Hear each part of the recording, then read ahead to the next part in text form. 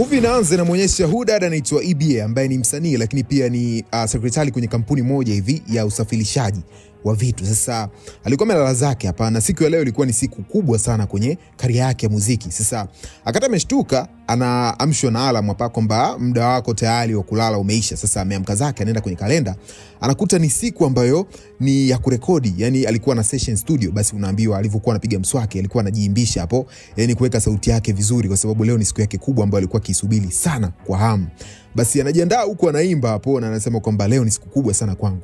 Basi unaambiwa ameamka, amejiandaa zake, amevaa nguo za ofisini, ameelekea kwenye hii kampuni ambayo wanajihusisha na kufanya delivery, yani kusafirisha mizigo ambayo inatumwa kutokea bandarini na inapelekwa kwa watu husika. Basi unaambiwa kuna huyu rafiki yake mmoja hapa anaitwa Ana, alikuwa anagombana na moja kati ya wateja. Anasema kwamba yani wewe vitu umemixiwa mwenyewe huko, ulivyo unajua mwenyewe ulivyoagiza afu unakuja kutulaumu sisi. Sisi hatuna shida yote. Sisi ni watu ambao tunatuma tu mizigo. Kwa hiyo usitulaumu sisi. Basi huyu mteja alikuwa elewani na huyu mini customer care sasa. Kwa hiyo ikabidi huyu Ana ampatie EBA hiyo simu aweze kumuelewesha huyu dada vizuri kwa sababu EBA alikuwa anasifika kwa kuweza kutoa huduma nzuri. Basi hivi alipopokea hiyo simu akasema kwamba hey, mimi naitwa EBA, nimetokea kwenye kampuni hii ya logistic, niambie una tatizo gani, una changamoto gani kwa sababu nimehamishiwa line hii kwangu. Basi unaambiwa huyu dada akasema kwamba nimemixiwa, mizigo niliyoagiza ilikuwa haiko sawa, yani jumla yake ama idadi ilikuwa haijakamilika. Basi hivi akasema kwamba samani sana kwa hichi kilichojitokeza na inabidi uwasiliane na kampuni ambayo ilikuwa inatuma mizigo kwa sababu sisi ni watu ambao tunafanya delivery tu, hatuhusiki na kupakia hiyo mizigo. Kwa hiyo samani sana kwa usumbufu na uwasiliane na hiyo kampuni ambayo uliagiza mizigo. Basi huyo mteja kama amemuelewa EBA zaidi kwa sababu alikuwa anaongea naye kipole lakini pia kwa lugha ambayo ni nzuri. So Ana alikuwa na fly sana baada ya kuona EBA amesolve hilo tatizo. Basi amemaliza hapo akasema EBA mtu pekee ambaye unaweza kuongea vizuri na wateja. Mimi siwezi aisee. Hongera sana rafiki yangu. Basi EBA akampa taarifa nzuri Ana kwamba siku ya leo ni siku kubwa kwake kwa sababu ni siku ya kwenda kurekodi. Basi Ana akasema wow, usiniambie aisee, najua unaenda kuua star wangu na kuamini sana EBA, najua utafanya vizuri. Basi EBA akasema kwamba tuombe Mungu kwa sababu hii sio rahisi. Akasema hamna, ulivyokuwa na sauti kama Beyonce lazima ufanye vizuri, sawa, usijali kabisa. Basi akanampatia moyo rafiki yake. Akaja bosi wao huyu bosi wao bwana ni tumuite Bigi bwana, huaga ana kisirani sana. Akiona watu wanafurahi basi huaga anapata hasira sana. Basi walivyomuona bosi wakajifanya wanaendelea na kazi, lakini bosi alikuwa amechukizwa na hao watu na akampatia EBA moja kati ya wateja ambao pia alikuwa hajaelewana nao, so EBA aweze kusolve hilo tatizo. Basi EBA akachukua mawasiliano hapo akasema kwamba tunafanyia kazi hilo tatizo ambalo limetokea kwako kwa sababu huyo mteja alitumiwa mzigo kwenye address tofauti. So akasema kwamba tusamee sana kwa changamoto hiyo na tutafanya kama dakika 30 ama lisali moja utapokea mzigo wako. Basi mteja akawa amefurahi na bosi akawa ameona okay, yani mimi watu wananipa stress sana, yani inabidi nipate therapy kwa sababu sidhani kama naweza nikawamudu tena. Yani bosi mwenyewe mwenye kampuni anasema kwamba eti watu wanawapa stress wanampa stress yeye. Basi unaambiwa EBA alivyomaliza zake kazi akawa ameelekea studio moja kwa moja. Basi ameingia kwenye hii studio hapa. Tunamwona huyu jamaa anaitwa producer Kelechi. Sasa alikuwa na msanii hapa anaimba. Hey my love, give me love my love, give me love my love. Basi unaambia producer anamhype hapo. Jamaa anaimba upuuzi lakini jamaa kwa sababu anataka hela basi anaambia umo mwanangu, sauti kali, endelea ongeza tu vocal sawa, ila umo. Basi jamaa anaendelea give me love my love, give me love my love. Basi wakati huo tunamwona EBA alikuwa anasubiri session yake kwa sababu alikuwa amekuja wakati wa session yake lakini anamkuta jamaa mwingine anarekodi. Basi akana mtonya producer kwamba wewe vipi, mbona kama muda wangu huu hapa afu mimi ninatakiwa niwahi kazini baadaye. Jamaa akasema sikiliza, dakika 20 tu. Jamaa anaendelea kupiga zake vocal pale za uongo na ukweli. Basi EBA akaona kama muda unazidi kwenda, basi akawa anamsubiri jamaa amalize. Jamaa amaliza, jamaa anamwambia kwamba sikiliza basi, wewe nakufanyia mixing utakuja baadaye au sio? Poa. Akaondoka. EBA akasema kwamba ndo nini hivi sasa? Mimi nimekuja kwenye session yangu afu nakuta kuna session ya mtu mwingine. Mimi na haraka afu na kazi. Umeona? Naomba niweze kurekodi haraka. Jamaa akasema basi usijali, wewe ingia kwenye booth hapo. Basi unaambiwa EBA amevalishwa hapo headset. Akati anataka tukuimba unaambiwa umeme ukakatika. Jamaa akasema oho, sikiliza basi inabidi nikimbilie chap mafuta, generator itakuwa imekata mafuta. Kwa hiyo nisubiri dakika kama 20 hivi. EBA akaangalia time yake ya kazi haimruhusu kuweza kukaa hapo. So akawa amezidi kupata hasira. Basi unaambia jamaa kama ameondoka akampigia Ana akamwambia kwamba Ana, nadhani nahitaji kama lisali zima la kusubiri huyu jamaa hapo ameenda kuchukua eti mafuta, generator imeisha mafuta, hatuwezi kurekodi, kuna joto humu. Umeona? Basi anamwambia kwamba usichelewe zaidi ya masaa 3 kwa sababu unamjua bosi wako atakasirika. Akasema hata mimi, yani huyu jamaa sijui kwa nini anifanyia hivi, mimi nimeshatoa pesa yangu afa anakuja kunikalisha hapa, sijui shida yake ni nini haswa. Basi unaambiwa, akaambiwa wewe subiri, umeme ukawa umerudi. Akasema msubiri kwanza, umeme umerudi, labda sasa hivi naweza kurekodi. Basi jamaa amekuja hapa anamwambia kwamba vipi sasa, tuingie kurekodi, si ndio? Au sikiliza, kama una haraka sana tufanye kesho, utafanya vizuri zaidi kwa sababu leo naona kama vile utakuwa na haraka, utaimba vizuri. Ibi akasema hivyo, wewe unajielewa vizuri. Sasa sikiliza nikwambie kitu kimoja, mimi nipatie tu pesa yangu niweze kurekodi sehemu nyingine. Jamaa akasema hiyo hatufanyagi hapa, yani ukishatoa pesa lazima urekodi hapa, na kama utaki basi hatuwezi kurudisha pesa kabisa. Umeona? Ibi akaanza kuubishana huyu jamaa kwamba anahitaji pesa yake kwa sababu amekuwa akija hapa muda wote, lakini pia session yake inaingiliwa na watu wengine. Basi jamaa akasema kwamba haiwezekani. Ghafla anatokea huyu jamaa hapa ambaye ndo mmiliki wa hii studio ambaye anaitwa Mr. Kume. Basi amekuja na kukuta watu wanalumbana, na Ibi akasema kwamba nikija kesho nataka pesa yangu au kurekodi. Basi akawa ameondoka zake. Jamaa anasema vipi, kinaendelea nini hapa, mbona huyu mwanamke anapiga kelele? Jamaa akasema hamna kitu bosi. Umeona? Akawa amezuga kwamba hamna kilichotokea. Basi upande wa pili unaambia Ibi anampigia Ana na anamwambia kwamba oya, mimi naenda zangu tu ofisini kwa sababu mambo yameshakuwa ovyo, nimeshindwa kurekodi. Basi unamuona ameshaingia hapo ofisini na rafiki yake anamwambia kwamba wewe tatizo lako mpole, yani ungekuwa na mimi yule mtu angerekodi aisi, yani session yako unakuta mtu mwingine, tatizo Ibi wewe huwezi kuongea, mimi aisi ningemuonyesha. Ibi anasema mimi ningefanya kitu gani sasa, yule ni mwanaume kesho nisipo rekodi mimi nitapigana naye pale. Akasema sikiliza, kesho naenda na wewe, mimi nakuwa meneja wako, lazima tu rekodi. Umeona? Basi unaambiwa rafiki yake akanampatia company EBA kwamba lazima kesho arekodi.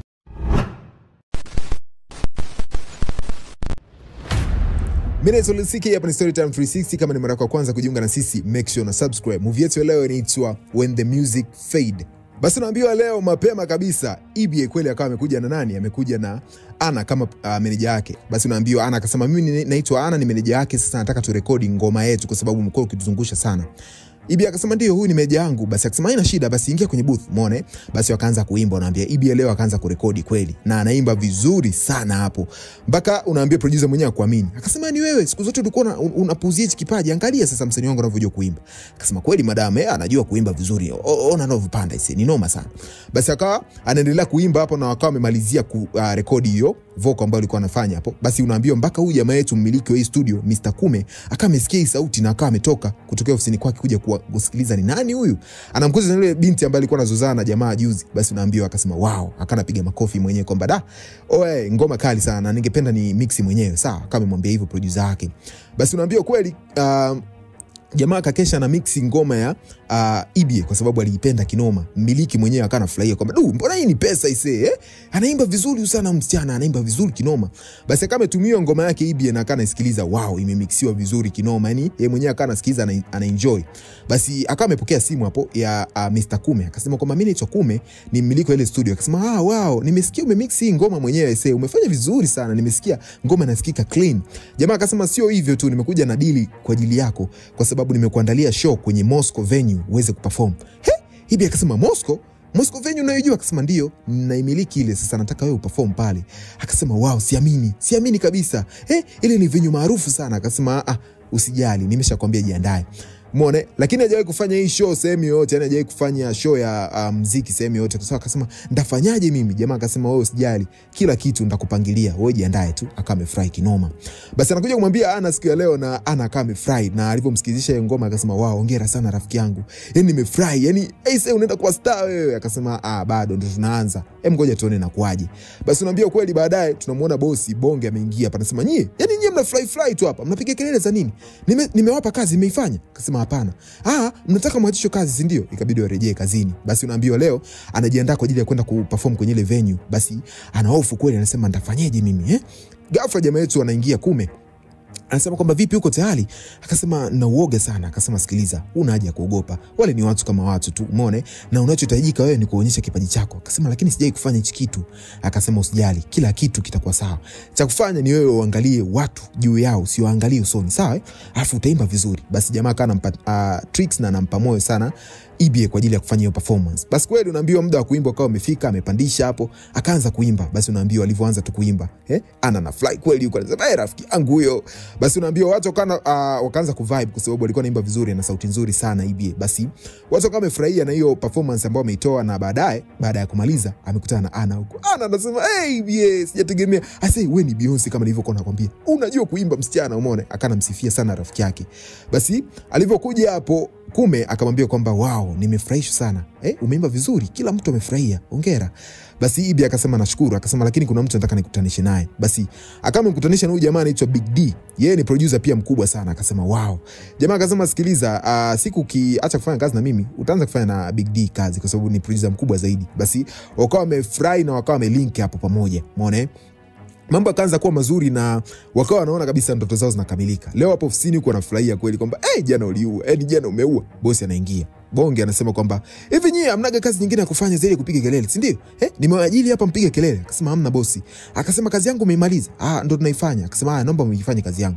Ase, nyie mnanipa stress mimi, nahitaji therapy. Umeona? Basi bosi unamwona ni mtu anakamdomo kinoma. Basi unaambia siku leo huko amepokea simu kutokea kwa Kume. Na Kume anamwambia kwamba vipi leo unaweza kuwa na muda tuweze kutoka, labda nikutoe dina. Akasema dina? Akasema leo niko busy sana. Jamaa akamwambia basi siku yote tu kwa sawa, umeona? Lakini usisahau kwamba leo kuna session. Basi kweli naambiwa baada ya maongezi hayo hapo, Kume ni kama vile amemuelewa sana EBA kwa uimbaji wake. Akawa ameendelea kumwalika pale kwenye venue yake ya Bosco. Basi leo pia ameingia hapa EBA, ameimba vizuri sana. Nakumbuka akiwa anaimba hapa anapata kamtonyo kidogo. Basi akawa anafurahia. Sasa leo huku kwa sababu anaimbaga usiku, akawa amepata usingizi, amelala ofisini. Bosi anamwangalia tu. EBA kaamka kaanza kuzuga. Unaongea na, akasema wewe usizuge. Hivi wewe nimekuajili hapa kwa ajili ya kulala, kwa ajili ya kufanya kazi. Akasema umeniajili kwa ajili ya kufanya kazi. Akasema sasa kwa hiyo unafanya kitu gani hapa? Akasema nisamee madam. Akasema yani wewe nakuachisha kazi soon. Basi wakawa wanaendelea na kazi hapo. Bosi unaambiwa na kisirani kinoma. EBA baada ya kumaliza kazi mchana anaenda zake usiku kwa ajili ya kuperform, na akaendelea kumzoea zaidi jamaa yetu Mr. Kume kwa sababu ndo bosi hapa na nimiliki. So leo anamuimbia, unaambiwa huko anamkatikia kiuno hapo, yani kwamba bosi vipi wewe, umeona? Basi mambo yakawa mazuri kila siku, na leo ilikuwa ni ile siku ambayo alialikana hapa dina. Basi unaambia jamaa yetu, anamwambia kwamba kila saa wewe unaandika na fresh sana hii energy yako. Akasema ndio, unajua nini, mimi bado na hamu sana kuwa star. Sasa nahitaji kutengeneza pesa, na muziki mmoja au miwili hawezi kunitengenezea mimi pesa. Inabidi niandike kitu kama EP ama album ili niweze kufahamika zaidi na muziki wangu uende mbali. Hebu angalia, kuna hii ngoma nimeiandika hapa. Jamaa akaanza kuangalia hiyo ngoma, akasema okay, nadhani umeimba sana kuhusiana na mapenzi, inabidi ubadilishe testi tofauti, sawa? Basi jamaa akazidi kumuelekeza na kumpa zaidi njia za kuweza kutoboa kirahisi. Umeona? Ikawa ni kitu ambayo inamtengenezea pia EBA confidence ya kuendelea kuwa karibu na mshikaji. Basi mambo yakawa mazuri mpaka wanakaa wanaangalia movie pamoja, wanaenjoy. Umeona? Kitu kilikuwa kizuri zaidi. Leo amekuja ofisini anasema nimechoka kinoma. Anamwambia Ana, umeona? Ana anamwambia kwamba najua yani hiyo kazi unaoifanya sio rahisi umeona, lakini jitahidi. Basi leo amerudi kwa mshikaji, alikuwa anaandika zake ngoma, akajikuta amelala na jamaa akambeba akamleta chumbani. Umeona? Basi unaambiwa asubuhi namletea chai. Anaambia kwamba nilala hapa. Akasema ndio, ulipitiliza na nimeona ni kitu kizuri nikulete huku kuliko lale kwenye kochi. Umeona? Basi nimebadilisha pia na t-shirt yako ilikuwa imeloa jasho. Umeona? Basi EBA akaona mbona huyu jamaa kama vile anaanza take control ambayo mimi sijamruhusu. Umeona? Basi akawa amepotezea, na leo akawa anaandika zake pia ngoma nyingine. Jamaa amekuja na furaha. Oya EBA, guess what? Kitu gani kinaendelea leo? Akasema nini? Akasema nimekutafutia show kwenye moja kati ya sehemu kubwa zaidi, inaitwa Chris Coast Event. Akasema no, Chris Coast Event naijua mimi. Akasema ndio, kuna Chris Coast Event ngapi? Akasema unanitania. Akasema uwezi kuamini, unavuka sasa mji uende ukaperform. Basi EBA akame kosa cha kuongea, kaenda kumkombatia mshikaji. Akasema nashukuru sana, sitegemea kitu kabisa. Umeona? Jamaa akasema usijali, mimi nipo tayari kabisa kupoteza muda wangu. Nataka uwe star, nataka uweze kushine, nataka uweze kutengeneza muziki wa kitofauti. Unaambia jamaa alivyokuwa anaelezea, EBA anamwangalia usoni akaona hapana, ikabidi ampige busu jamaa. Jamaa kuamini kwamba dada mwenyewe kajirahisisha hapo, unaambiwa. Umeona? Kwa sababu anayoyafanya kwa huyu msichana mwenyewe akaona huyu jamaa ananipenda Umeona?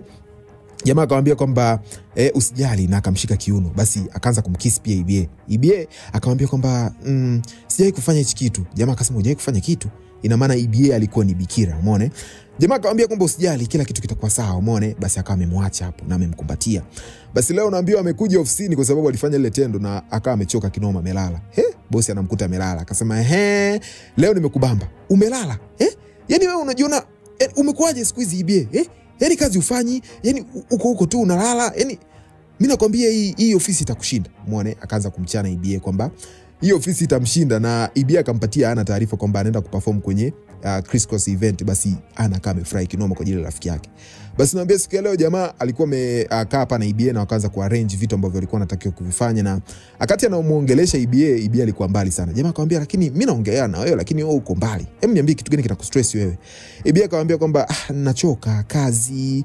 Nikitoka huku natakiwa nije kuandika niingie session. Yani nachoka sana. Jamaa akamwambia kwa nini usiquit hiyo kazi? Akasema kazi? Hiyo ndio inanilipia bili zangu mimi, na naacheje sasa kazi? Mziki haunilipi bado. Jamaa akasema najua, lakini unatengeneza career yako ya muziki. Unatakiwa wewe star. Hautakiwi kufanya kazi. Umeona? Basi EBA akawa amepewa ushauri na mshikaji kwamba aache kazi ili aweze kufocus na muziki kama anataka muziki uweze kumlipa. Basi leo naambia alivyokuwa ofisini huko anafanya zake kazi, bosi amekuja na kiserani tena. Yani nyie hii kazi nimewapa meiboronga. Hebu angalieni. Mteja analalamika mpaka kesho. Mnataka mfanye kazi vizuri. Basi EBA alivyoendelea tukana na huyu bosi, ikabidi leo amwambie ukweli kwamba bosi nataka kuongea na wewe kitu. Bosi akasema unataka kuongea na mimi? Akasema naacha kazi. Mpaka ana mwenyewe akashangaa, bosi akashangaa. Huyu EBA ndo mfanyakazi bora ambaye anategemewa sana ofisini. Sasa akiacha kazi na wote huko ndani wanatempa. Hao wafanya wateja watakuwa wanaelimishwa na nani ama kuwekwa sawa. Basi kila mmoja akawa na hofu. Anasema EBA unaongea nini? Akasema ndio. Muone, basi EBA akawa ameacha kazi kweli, na leo yuko kwa jamaa huku. Jamaa anamwambia kwamba umefanya kitu kizuri, usijilaumu, umenielewa? Utakuwa sawa tu. Basi EBA anasema kwamba na miezi 2 kodi yangu iishi. Sasa unadhani mimi nalipeje na nimeacha? Muziki nao pesa nayoipata kwenye muziki sio ya kutosha kulipa kodi.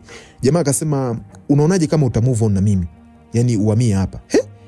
EBA akaona unasema nini? Nihamie wapi? Jamaa akasema ndio, uhamie tu hapa. Basi kwa sababu tayari walishakuwa kama vile wapenzi, basi EBA akaona haina noma, atahamia hapa. Na leo alikuwa kwenye event hapa, anaimba zake, na kumbuka kwamba ni sehemu kubwa kidogo, so alikuwa anaimba na watu walikuwa na vibe kinoma. Basi unaambiwa EBA baada ya hapo akawa amefurahi kinoma kwa sababu alikuwa ameperform vizuri, na akawa mpongeza mshikaji kwa kuweza kumpatia deal kwa kumkisi na kumpatia kipenzi kidogo. Umeona? Basi unaambiwa leo huko alikuwa amelala zake mshikaji, akawa anaota kama anapigwa fimbo. Kuna sauti za fimbo zinasikika hapo, na alikuwa na mawenge kinoma mshikaji. Inaonekana kuna kitu ambacho anafikiria. Umeona? Basi alivyoshtuka EBA akamwambia uko sawa? Mbona kama ulikuwa unaota kitu kibaya? Jamaa akasema niko sawa, usijali. Basi unaambiwa leo huku jamaa wakati anavaa EBA akamuona na makovu kibao kwenye mgongo wake. Akamwambia hayo makovu ni ya nini? Jamaa akasema usijali, hii sio kitu chochote. Basi EBA akawa na wasiwasi sana, lakini pia akaanza kufurahi kwamba yani leo jana nimeperform vizuri, watu wamefurahi, nimeenjoy. Jamaa alivyosikia hiyo kitu akasema kwamba hivi nikuulize kitu, kwa nini ukiwa kwenye lodge yangu, kwenye venue yangu Moscow, uperform kama ulivyoperform leo? Leo umefanya kitu, yani ulikuwa kama umeme, yani ulivyokuwa unaimba. Basi EBA akamwambia kwamba unajua leo ilikuwa ni sehemu ambayo ni ya tofauti, lakini pia ni watu wengi, lakini pia watu wa huku wana vibe kidogo kuliko wa Moscow. Umeona? Jamaa akasema kwa nini mkuleta huku ili uweze kuzoeana na watu, kwa sababu wana vibe wakugonge ili uweze kufurahi, si ndio? Yani unataka umaarufu haraka, si ndio? Basi akaongea kitu ambacho EBA mwenyewe kama ameshangaa, huyu jamaa anasemaje watu wanigonge?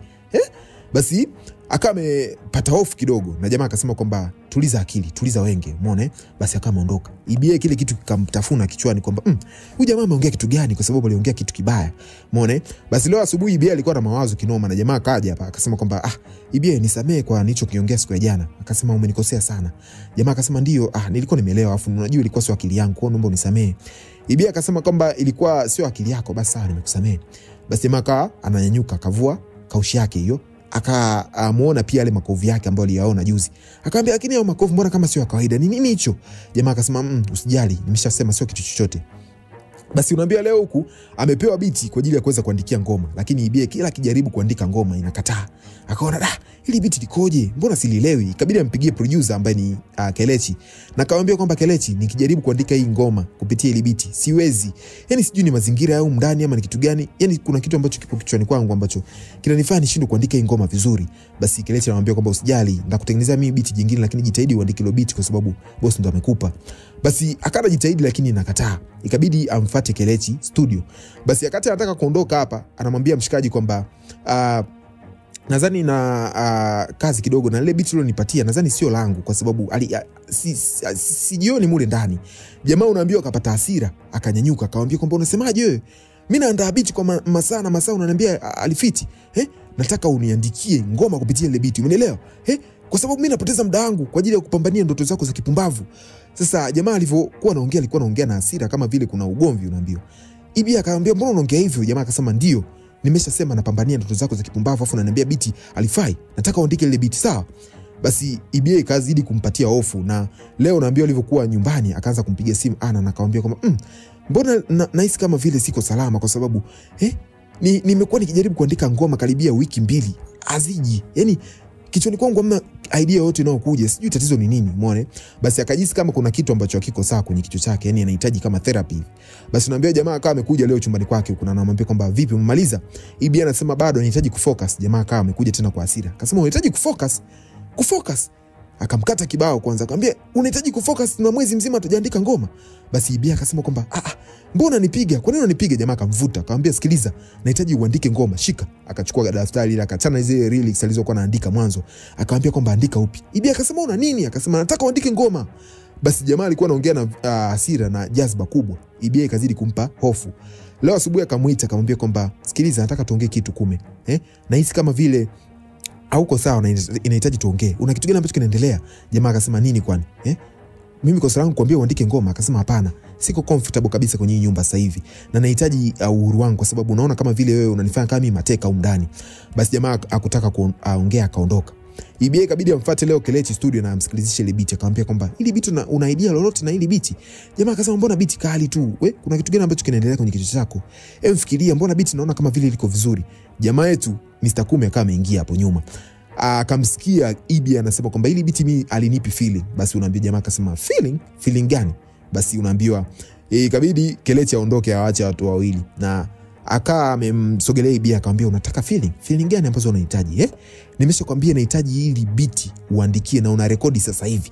EBA akasema kwamba hapana, huwezi kunipelekesha hivyo. Jamaa akamshika unaambiwa, akamvalisha headset na akamwambia kwamba wewe rekodi hapa, kaa hapo booth, umeona? Basi ikabidi EBA rekodi hivyo. Basi leo amekuja kumsalimia EBA na EBA anajikesha tu, lakini mambo yalikuwa yako sawa. Anasema unaishi kistaa sasa hivi rafiki yangu, fanyi kazi, yani wewe ni kuimba tu. Ongera, unaishi nyumba nzuri. Basi EBA akamwambia kwamba kuna mambo ambayo yanaendelea ambayo wewe basi. Akasema wewe pale ofisini ndo mambo yanaendelea. Bosi wako naambia amefukuza watu 6 sasa hivi. Yani yule ndo anahitaji therapy, sio wewe. Akasema mimi hapa ndani sipo huru sasa hivi na kama mwezi sijaandika ngoma na siko sawa, nikijaribu kufikiria ngoma haiji. Alafu nilikuwa nimeambiwa nimepata deal na Universal, lakini mpaka sasa hivi sioni matokeo yote. Kwani ile deal imekuaje? Sielewi. Basi unaambiwa Ana akamwambia sikiliza, andika ngoma kali, Universal watakuja wenyewe. Kama walikuja kukufuata na waliongea na manager wako, inabidi uendelee kufanya kazi nzuri ili waweze kuja. Umeona? Huyu EBA bwana, Universal Music walimtafuta Mr.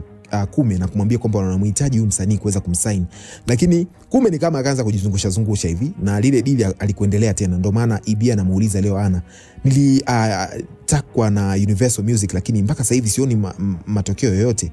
Basi unaambia siku ya leo wakati Ana anatoka huko ndani akawa amekutana na huyu jamaa hapa, akasema samani, wewe ni rafiki wa EBA, nilikuwa nikijaribu kumtafuta Instagram ajibu message zangu, sijui kitu gani kinaendelea. Akasema lakini EBA na manage mwenyewe Instagram yake, kwa nini hakujibu? Akasema sijui shida ni nini. Akasema mimi samani, kwanza wewe ni nani? Jamaa akasema mimi naitwa Jack, ni kutokea Universal Music, tunamtafuta sana EBA, lakini mwanzoni deal lake Mr. Kume aliweza kataa kidogo. Alisema kwamba msanii wake bado anahitaji muda. Sasa sielewi kitu gani kinaendelea. Kumbe bwana Universal alikuwa anamhitaji huyu EBA na jamaa yetu Kume alikuwa hataki kumwachia. Basi leo anakuja kumpatia taarifa EBA kwamba Universal Music walikuwa tayari kukusaini, lakini jamaa yako Kume aliweza kukatisha huo mkataba. Yani alikuwa bado anakutaka wewe wakati kulikuwa na ofa nzuri kwa ajili yako. EBA akasema kumbe ndio inavyotokea. Kwa hiyo jamaa anataka nifanye mimi mtumwa hapa, si ndio? Basi unaambiwa hapo jamaa yetu Kume akawa ametokea. EBA akanyanyuka akasema kwa hiyo wewe kumbe uliweza kusitisha mkataba na Universal Music, kwani una tatizo gani? Jamaa akasema wale watu walikuja na mkataba ambao mimi sikulizishwa nao na nilitaka waweze kuvumilia kidogo, toe ngoma kadhaa nitengeneze ngoma ambazo ni hit na waje na wakubali mkataba ambao mimi ndawaandikia kama wanakuitaka. Umeona? Basi EBA akasema Yani wewe ni mtu ambaye nitegemea unataka kukuza kipaji changu, kumbe unataka kukididimiza kweli? Mimi sijapenda hichi kitu. Jamaa akasema nisikiliza mimi. Akamkaba kwanza. Umeona? Ibia wakati analalamika anataka kumsaidia, naye ana kakabu anaambiwa. Akaambia sikiliza, nyie msinichanganye kabisa na utafanya kile ambacho mimi nasema. Sawa? Akaondoka zake. Basi akaona rafiki yangu hapa umeshaingiliwa. Basi hapo naambiwa Ibia akampigia Kelechi simu na akamwambia kwamba nahitaji kuingia studio. Umeona? Yani akapata feeling hapo za kuimba. Basi unaambiwa ameingia studio na akawa ameenda kurekodi ngoma. Umeona? Basi unaambiwa leo jamaa wamekaa mezani wanakula. Jamaa anasema kwamba umeona mkebe nimekupatia hapo, una heleni ambazo nataka uvae leo kwenye show yangu. Sawa, zivae jaribu kidogo. Basi unaambiwa Ibia akawa amechukua zile heleni akawa amezivaa hapo na jamaa akasema wow, vizuri sana, umeonekana pretty. Kumbe jamaa na roho yake ya kitofauti ambayo ni mbaya kinoma, ambayo Ibia ilikuwa inamshangaza huyu jamaa ni nani. Umeona? Basi leo unaambiwa akati anaimba akawa ameimba nyimbo mpya ambayo hata jamaa haijui, ambayo ilikuwa inahusiana na yale matukio ambayo alikuwa ananyanyasiwa na mshikaji Mr. Kume wakati anaishi naye. Basi akati anaimba Kume anapata ule ujumbe ambao alikuwa anaufanya, yani alikuwa anamfanyia vile vitu ambavyo Ibia ndo anaviimba siku ya leo hapa. Akawa anajitukia anaimba nini huyu? Umeona? Basi wakati amemaliza performance pale, jamaa akamfuata pembeni Ibia. Akamwambia kwamba Ibia, nisamehe. Umeona? Akasema hamna haja ya kuniomba msamaha, mimi umeshakosea sana. Umeona? Na sijui ulikuwa unafanya kwa sababu gani, lakini unahitaji therapy, unahitaji afya ya akili. Jamaa akamwambia kwamba nisamehe. Nilikuwa nafanya kwa sababu mimi historia yangu nilikuwa napigwa sana na babangu, na alikuwa ananipiga mimi na mamangu na wadogo zangu pia. Sasa ile hali imeshaniingia na inanipatia hasira na nashindwa kujicontrol. Nafanya vitu ambavyo vinakuwa ni vibaya kwa watu wengine. Basi jamaa yetu historia yake ambayo ni ya mzee wake alikuwa anamtandika, naambia ndio maana siku ile alikuwa anaota anapigwa fimbo. Kumbe alikuwa ananyanyaswa na baba yake na alikuwa anapigwa vibaya mno, ndio maana ana roho hii, yani akipata hasira kidogo tu anataka kuimalizia kwa mtu. Basi Ibia akamwambia kwamba sikiliza, huna haja ya kuniomba mimi msamaha. Mimi ninachotaka kukuambia ni kwamba ndalipa kila pesa ambayo unanidai. Umeona? Na sihitaji kabisa kuwa karibu na wewe kwa sababu nilikupenda, lakini napenda zaidi maisha yangu kuliko wewe unachotaka unifanyie mimi. Umeelewa? Basi akamempatia tu neno moja kwamba anapenda zaidi maisha yake kuliko anavyompenda mshikaji. Basi akameondoka na amemwambia kwamba wameshamaliza na kazi na atamlipa kila pesa ambayo jamaa anamdai alivyokuwa anamsupport mwanzoni. Na Ibia akameondoka zake kwa sababu pia alipata deal kutokea Universal Music. Kwa hiyo mambo yalikuwa vizuri na mtonyo unaenda kuingia. So jamaa akawa amepoteza kila kitu. Yani amempoteza msanii, amepoteza pia deal kwa sababu ile deal ilikuwa fanyike share, lakini amekosa pia kwa sababu ya attitude yake. So niambie kwenye comment section umejifunza nini kupitia movie yetu leo. By the way, mimi ni Tolosike, usahau kusubscribe, kulike na kucomment. Bye bye.